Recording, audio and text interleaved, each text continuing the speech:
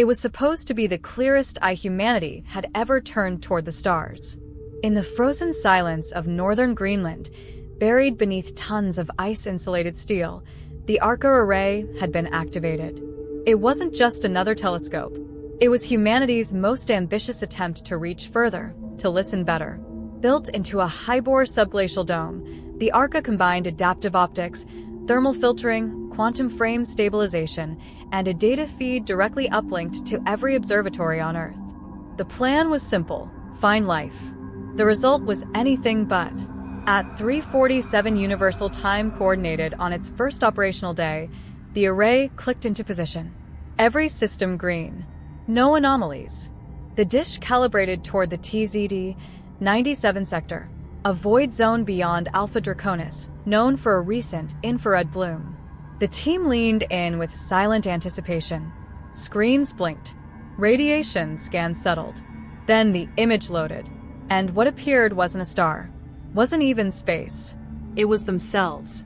A photo of the observatory itself, taken from above, angled from several hundred feet in the air, in breathtaking detail.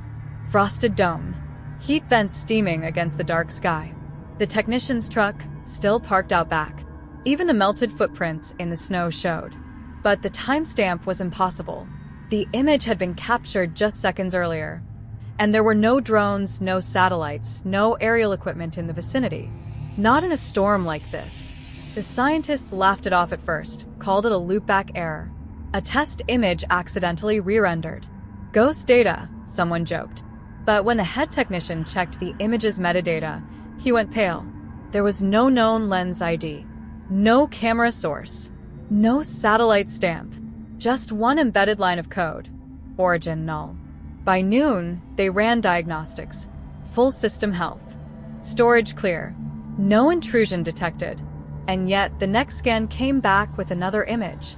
This one, slightly zoomed out, showing the observatory again, but now with long, warped shadows stretching from its foundation outward in every direction, even though it was high noon. One shadow moved. Slowly. Against the sun's direction. Still, the director insisted. It was just ghosting, maybe a feedback glitch. But something about the framing was off. The angle wasn't fixed. It was like each shot was composed with intent. Like whoever was taking them knew exactly what they were looking at. In the command room, Dr. Alira Voss, the station's lead astrophysicist, stared at the image and whispered, "Why would space send us back our own reflection?" No one answered. That night, while the wind screamed and static blanketed every shortwave radio, the Arca array quietly activated on its own. No one had touched the controls.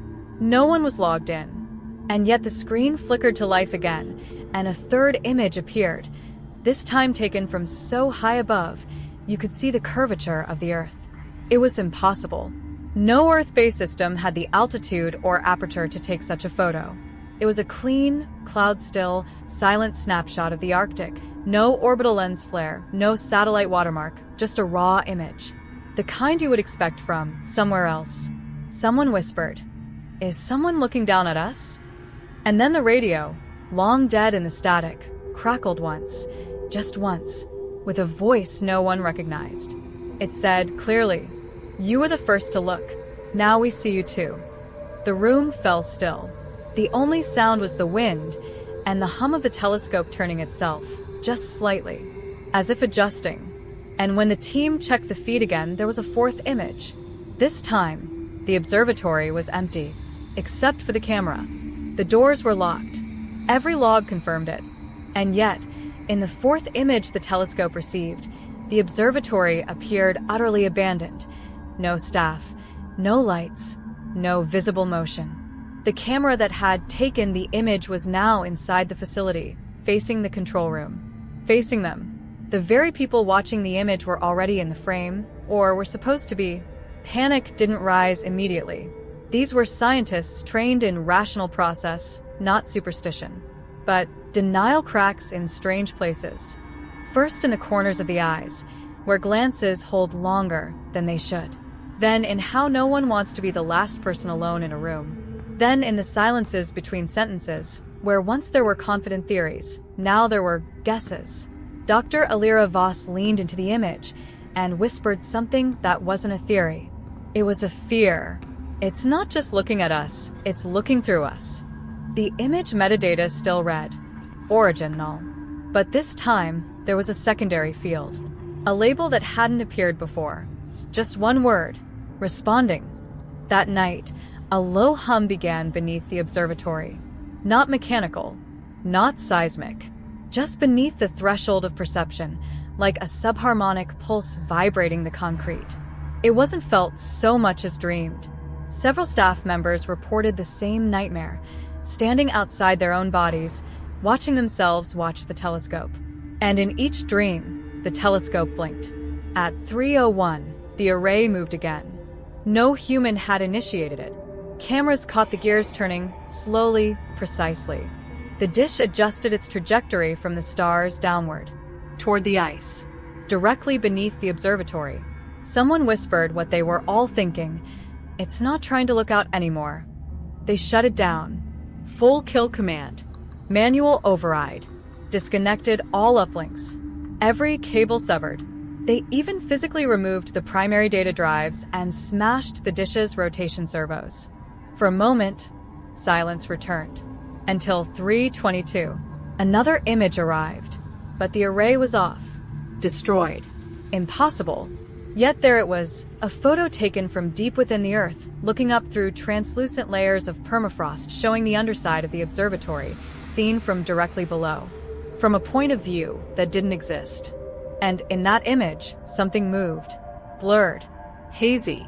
Unresolved. But moving. Like a smudge of light behind the ice. Watching. Waiting. One technician, a young intern named Bryn, suffered a seizure moments after seeing it. When he came to, he screamed in another language. Something guttural. Not listed in any linguistic database. Not even the AI models could translate it. But the waveform analysis revealed a strange pattern. The words were mirror-perfect inversions of the English alphabet. Backwards, inverted phonetics, like language had folded in on itself. Bryn didn't remember speaking, but his last words before collapsing again were, "We are not the first signal." The team was shaken. A decision was made to evacuate, but the external communication systems had all gone dark. Not fried, overwritten. Satellite dishes now looped the same broadcast, regardless of input. Don't stop watching. Don't stop watching. Don't stop watching. Looped endlessly. No sender. No source. Dr. Voss decided to do something reckless. She connected one remaining operational uplink and sent a manual message into space. A single word, sent at light speed toward TZD 97. Why? An hour later, the response arrived. Not an image, not a voice, just code.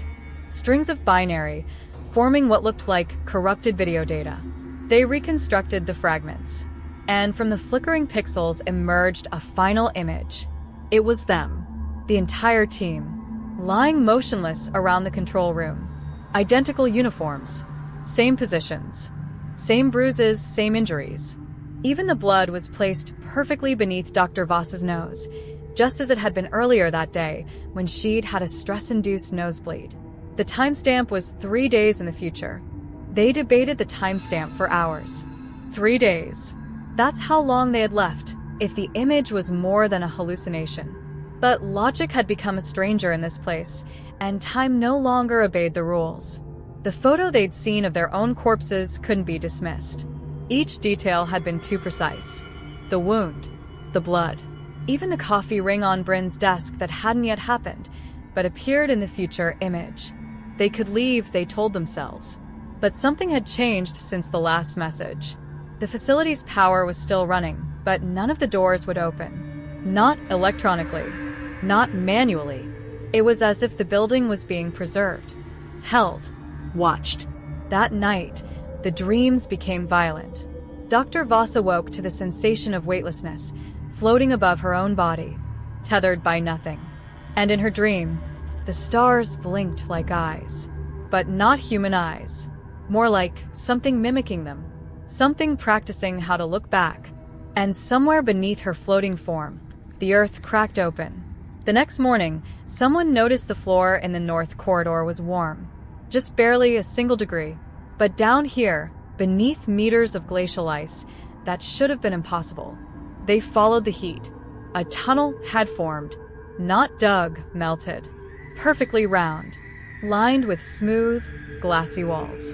A borehole that hadn't existed the day before, extending down beneath the observatory, curving ever so slightly, as though it followed the natural pulse of the earth. No one wanted to go down, but they did. 3 of them: Voss, Bryn, and a systems analyst named Elias. Each step deeper into the tunnel felt like descending not just into the planet, but into something else. The laws of acoustics shifted. Sound didn't echo, it folded inward. Their own voices returned to them slightly before they spoke, and the light from their headlamps seemed to be absorbed by the walls rather than reflected. After what should have been 200 meters, they reached an end. A door. Not human. Not ancient in the traditional sense, but ancient in intention. It wasn't made of metal, but of some material that shimmered like liquid held in solid form. Floating symbols hovered just inches above its surface, slowly rotating, until they stopped the moment Dr. Voss approached. The door opened. Inside, mirrors. Hundreds of them. Not reflective, not glass, but dimensional. As they passed each one, they saw things. Moments they hadn't yet lived. Elias saw his own reflection stepping into a hospital room he'd never visited, whispering a name he'd never spoken. Bryn saw himself sitting at a console, years older, tapping keys to a code he didn't recognize, tears streaming down his cheeks. And Voss saw the observatory. Empty, crumbling, but the telescope still moving. Pointed now not at the sky but at the earth, broadcasting something downward, into the core. The final room was circular. In its center was a sphere. No seams, no controls. It floated slightly above the ground, humming gently. Not a threatening sound, almost like a song half remembered from a childhood that wasn't hers. Bryn reached for it. The moment his fingers touched its surface, the observatory above shook. Systems rebooted. Power surged. And on every single screen, a new image appeared. It wasn't space. It wasn't Earth. It was them, frozen in the room, looking up at the sphere. The camera that captured the image was inside the sphere itself. They tried to move, but couldn't. Time began to slow. Not metaphorically, literally. Voss's breath halted mid-exhale. Bryn's eyes locked in a blink that never closed. Elias fell to his knees, but the motion never finished. And in the observatory above, the telescope turned one final time. It aimed not at the sky, not at the earth, but at itself. And the image it broadcast across the world, the one that would be picked up by every satellite, every frequency, every amateur radio operator on the planet, was the last still frame. A telescope watching itself. A facility buried in mirrors. And 3 shadows frozen in time. It began with a ripple across the skies. To the rest of the world, it was just static at first, barely a blip. But then amateur radio operators began reporting strange interference. Every frequency between 18 and 30 megahertz began cycling through the same low hum. That hum slowly turned into a pattern, the pattern into a pulse, and the pulse into a voice. Not one voice, 3, overlaid, layered like echoes bouncing off the walls of time. The first said, "Don't look up." The second, "It sees us." The third, "We were never the first." News networks tried to contain it, but it was too late. The audio spread like a virus, spliced into TikToks, sampled into songs, woven into YouTube ads, hijacking smart assistants. The message embedded itself into the infrastructure of communication itself, repeating every 6 hours. Satellite imagery over Antarctica revealed nothing, because the observatory wasn't there anymore. The facility had vanished. Cleanly, as if deleted from the terrain. Not a crater, not a broken structure, just absence. As if the glacier had never been disturbed at all. But scientists in Geneva noticed something stranger. One of the quantum clock arrays positioned around Earth, used for timing GPS satellites and financial systems, began distancing from reality, only by nanoseconds at first. But by day 4, time was measurably looping. And then came the signal, an image broadcast in perfect clarity, an aerial shot of Earth taken from space. But not from a satellite. There were no matching orbital paths. The image was moving. Slow. Alive. As if filmed from a drifting camera circling a much larger object. When light was adjusted and the shadows inverted, researchers saw it. A reflection. Earth was no longer being filmed. It was being watched. The camera was inside a giant mirrored surface, curved, artificial, and blinking. Somewhere far beyond the reach of any known orbit. NASA denied the photo. SETI called it a hoax. But then the second image came. It was from inside someone's house. Specifically, a living room in Nevada, visible through the reflection on a laptop screen. The timestamp of the photo, 7 minutes in the future. The woman who lived there confirmed everything. The mug. The plant. The open news tab. She had just seen it all play out, exactly as shown, down to the moment the photo displayed her blinking in confusion. From that moment on, the world fractured. Time lost integrity. People began experiencing echo days, reliving moments just slightly off from their memory. Events reoccurred, but wrong. Spouses swapped breakfast orders. Dogs barked at the wrong hour. Planes arrived before they took off. All systems began referencing the broadcast, because the images hadn't stopped. Every 12 hours, a new image appeared, always from a different place, always slightly ahead of real time. Then came the final frame, a room. Dark. Cracked concrete. Pipes leaking from the ceiling. 3 figures unmoving. One hand reaching out toward a hovering orb. Frozen. Timeless. And on the back wall, a shadow moved. But there were only 3 people in the photo. The 4th shape did not match any of them. Its fingers were longer. Its form, narrow, unnaturally tall. The skin smooth like obsidian. It wasn't looking at the orb. It was looking directly at the camera. And on the image's corner, a message, burned into the pixel structure, not digitally added. Now it knows your name. Radio towers around the globe shut down. Telescopes recalibrated one by one, turning not to the stars but to the Earth. The final broadcast signal was a sound, a breath, followed by a voice that wasn't human, but mimicked the idea of a voice. We were built to find you. You looked first. Now we look back. And then silence. The telescope network went dark. The mirrors beneath the Antarctic ice never resurfaced.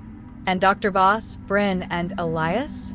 Their names are now attached to ghost stories, To signal myths. to reflection theories. But late at night, if you tune to 20.127 megahertz and listen carefully during certain solar alignments, you'll still hear the static whisper. Not from space, but from just behind your own eyes.